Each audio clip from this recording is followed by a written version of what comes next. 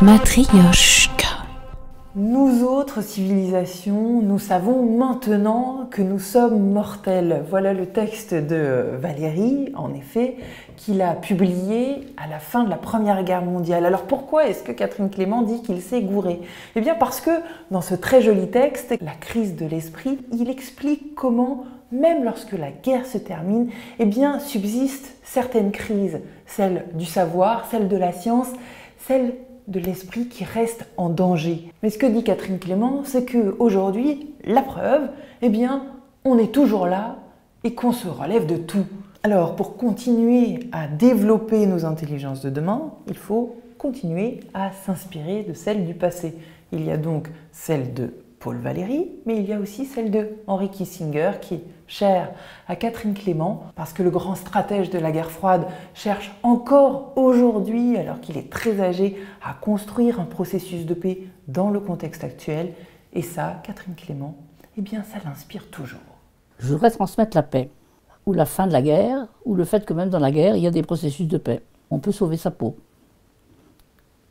la peau de la paix. Comment on transmet la paix ?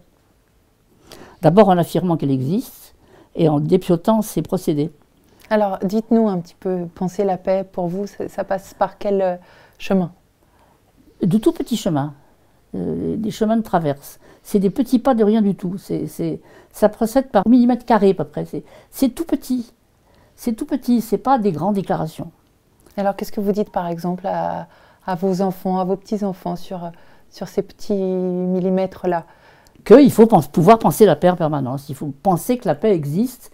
Il faut penser qu'elle n'est pas naturelle et qu'elle n'est pas spontanée. Que l'état de paix n'est pas naturel. Voilà. Donc il demande à être protégé, ou construit, ou atteint, ou fabriqué. Mais en tout cas, ce n'est pas un état naturel. La preuve. Ce n'est pas un état naturel. Vous qui avez vécu dans différents pays, qui avez étudié différentes cultures, différentes civilisations. Et qui suis né dans la guerre. Et qui êtes né dans la guerre. La paix n'est pas une évidence. Je l'ai cru. J'ai cru qu'elle était... Enfin, je l'ai cru. Oui et non. Parce que dans chaque pays où j'ai été, sauf l'Autriche où il n'y avait pas de conflit de frontières, mais en Inde, il y a la guerre du Cachemire, qui est une guerre endémique qui continue quand même, et au Sénégal, il y avait la guérilla de Casamance. Et mon homme qui chuchote à l'oreille de tyran n'a pas manqué de m'emmener dans les guérillas de Casamance, et il est arrivé à faire la paix.